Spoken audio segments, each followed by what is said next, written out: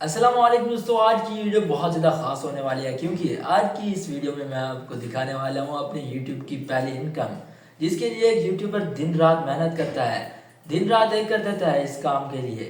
वो तमाम लोगों की बातें सुनता है, लोग उस पर तरह तरह की बातें बनाते हैं, ये तो किस काम में लग गया है। ख़ास तौर पर मुझ पर भी काफ़ी बातें बनी, लेकिन शुरू से ही मुझे मेरी फैमिली की पूरी सपोर्ट रही है, इसीलिए मुझे किसी किस्म की कोई टेंशन नहीं हुई।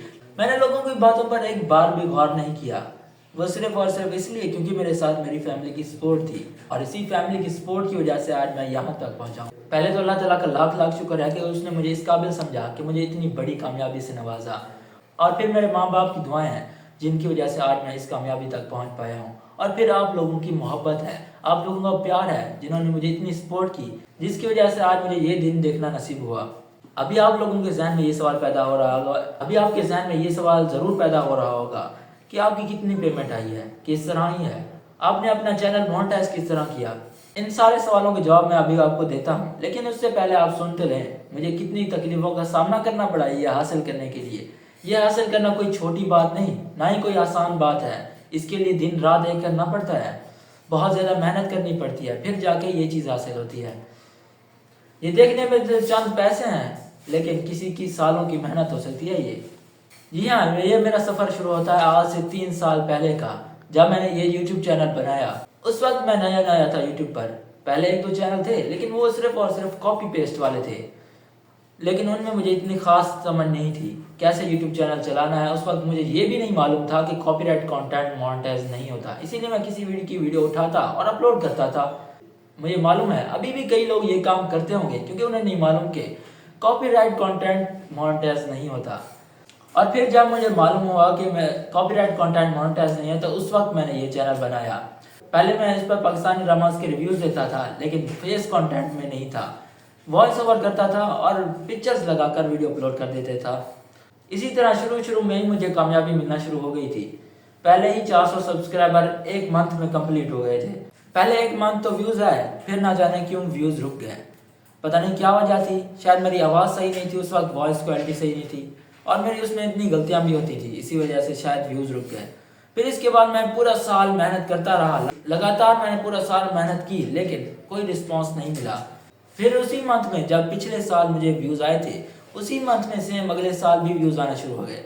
वो ड्रामा था तेरे बिन, उसके रिव्यूज़ पर मुझे तकरीबन अच्छे खासे व्यूज़ मिले, लेकिन मुझे झटका तो उस वक्त लगा जब मेरी 2 लाख व्यूज़ वाली वीडियो ब्लॉक हो गई। जी हाँ दोस्तों, वीडियो ब्लॉक हो गई, वो भी 2 लाख व्यूज़ वाली। उस वक्त तो मैं काफ़ी ज़्यादा खुश था जब व्यूज़ आ रहे थे, आखिर इतने ज़्यादा व्यूज़ पहली बार आ रहे थे, खुश तो होता। लेकिन ये वीडियो जब ब्लॉक हुई तो मेरी सारी खुशी गायब हो गई, परेशान हो गया कि आखिर ये क्या हो गया। ये तो मेरा अपना कंटेंट था, मैं तो ये सोच रहा था, लेकिन दरअसल ये मेरा अपना कंटेंट नहीं था, इसमें मैं पिक्चर्स यूज़ करता था जो ड्रामे से कैप्चर की गई होती है। और कोई भी चैनल ये क्यों चाहेगा कि कोई दूसरा चैनल उनकी वीडियोस उठाकर व्यूज़ ले ले, या फिर उनके थोड़े से भी क्लिप यूज़ कर ले, ऐसा नहीं चाहेगा। इसीलिए मेरी वीडियोस भी ब्लॉक हुई। इसके बाद मैं काफ़ी परेशान हुआ, और इसी की वजह से मेरे व्यूज़ भी रुक गए। उस वक्त मेरे अच्छे खासे व्यूज़ आ रहे थे, लेकिन ब्लॉक होने के बाद व्यूज़ भी रुक गए। इसके बाद फिर से 1 साल का गैप ले लें, साल पूरा व्यूज़ नहीं आए। मैंने लगातार मेहनत की, मेहनत करना नहीं छोड़ा। फिर अगले साल फिर अल्हम्दुलिल्लाह ड्रामा सीरियल कभी मैं कभी तुम पर व्यूज़ आए। इसी दौरान मैंने चैनल मोनेटाइज कर लिया था, क्योंकि मेरे कुछ वीडियोस पर व्यूज़ आए थे। मेरा 4000 घंटे का वॉच टाइम और 1000 सब्सक्राइबर उसी दौरान पूरे हो गए थे। इसीलिए मोनेटाइजेशन के लिए मैंने अप्लाई कर दिया था और मोनेटाइज हो भी गया था। जो ब्लॉग वाली वीडियो थी वो मैंने डिलीट कर दी थी। और फिर अगले साल मैंने कभी मैं कभी तुम पर रिव्यू बनाए। फिर भी मैंने अपना फेस रिवील नहीं किया था, क्योंकि उस वक्त मैं शायर था, मुझे कुछ समझ नहीं आती थी क्या बोलूँ। मैं तब वॉइस ओवर करते हुए शर्माता था। उस वक्त मैं काफ़ी अल्फाज भूल जाता था, काफ़ी गलतियाँ होती थी। इसी वजह से मैं फेस कंटेंट से दूर रहा। चाहे मेरी वीडियोस ब्लॉग हुई, फिर भी मैंने वॉइस ओवर पर ही कंटेंट जारी रखा, यही वीडियोस बनाता रहा। उस वक्त चूँकि मेरा मोनेटाइज था चैनल, इसीलिए कभी तुम पर जो व्यूज़ है उसके मुझे डॉलर्स भी मिले, और वो यही डॉलर्स थे, ये वाले। इसी की मुझे पेमेंट मिली, और यही मेरी पहली पेमेंट थी।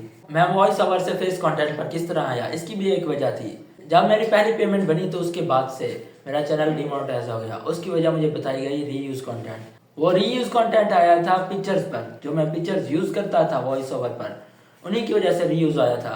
इसके बाद से मैंने फैसला किया कि अब मैं अपने फेस कंटेंट पर रहूँगा ताकि कोई भी मुझे रीयूज या कोई भी किस्म का कॉपीराइट ना दे सके। इसी वजह से आप मुझे अभी तक फेस वाले कंटेंट पर ही देख रहे हैं। मुझे 90 दिनों का टाइम दिया गया था कि इसके बाद आप री अप्लाई कर सकते हैं। जैसे ही मैंने री अप्लाई किया इसके बाद मेरा चैनल वापस से मोनेटाइज हो गया। लेकिन अभी ठहरो, अभी कहाँ, ये वो पेमेंट है लेकिन इतनी आसानी से मुझे नहीं मिली। इसके लिए भी मुझे काफ़ी ज़्यादा मुश्किलात का सामना करना पड़ा, जो वाकई करना पड़ता है क्योंकि बाहर की पेमेंट है, इसीलिए मुझे काफ़ी ज़्यादा मुश्किलात का सामना करना पड़ा। आप सोच रहे होंगे ये क्या, मुश्किलात तो उस वक्त आती हैं जब आपका चैनल मोनेटाइज ना हो। पेमेंट आने के बाद कौन सी मुश्किलात, वो ये मुश्किलात होती हैं एडसन वाली।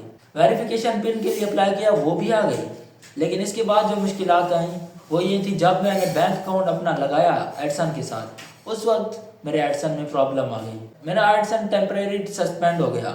ये चीज़ देखते ही मैं परेशान हो गया, ये क्या हो गया।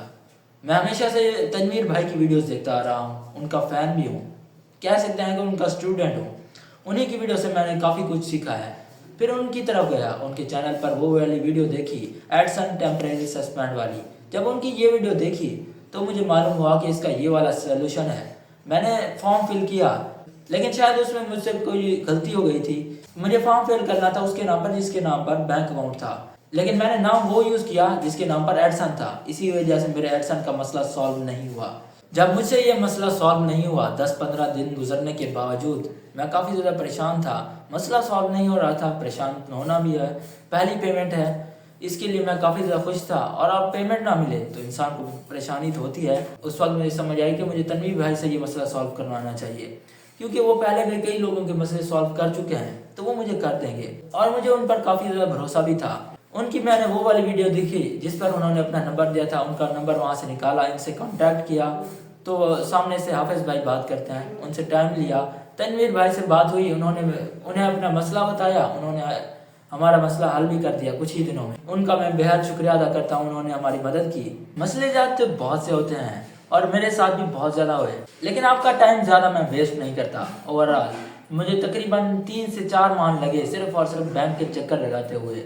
बैंक के चक्कर लगाता रहा, कब आएगी पहली पेमेंट, कब आएगी कब आएगी। ये तो हर किसी को होता है। इतनी मेहनत जो की हुई थी तो चेक तो करना था, बार बार चेक करता कि कब आखिर आएगी मेरी पहली पेमेंट। फिर वो भी दिन आया जब मेरे फ़ोन पर मैसेज आता है कि आपकी पेमेंट आपको मिल चुकी है, आपके बैंक में आपकी पहली पेमेंट रिसीव हो चुकी है। ये मैसेज पढ़ते ही मैं बेइंतहा खुश हो गया, लेकिन फिर भी मुझे यकीन नहीं आया जब तक मैंने बैंक का चक्कर नहीं लगाया। बैंक गया तब मुझे तसल्ली हुई, हाँ वाकई अब मेरी पेमेंट आ चुकी है। जब मैं एटीएम पहुंचा और अपने पैसे जब निकलवाए मैंने, उस वक्त अलग ही खुशी थी, इतनी खुशी कि बता नहीं सकता। क्योंकि जो शख्स 2 से 3 सालों से मेहनत कर रहा हो और जब उसे उसका फल मिलता है तो उसकी खुशी तो होती है ना। इसके बाद मैंने पैसे वहाँ से लिए और भाई के साथ गया, फिर अपने भाई के साथ गया और रेडमी नोट 13 मोबाइल ले आया।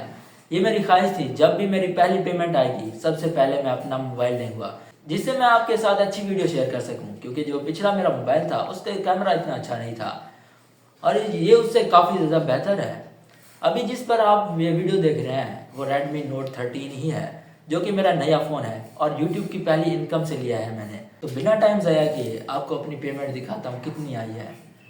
मैं नहीं गिनूंगा, गिनेंगे आप लोग कि कितनी आई है और कमेंट सेक्शन में ज़रूर बताएंगे। तो चलिए शुरू करते हैं।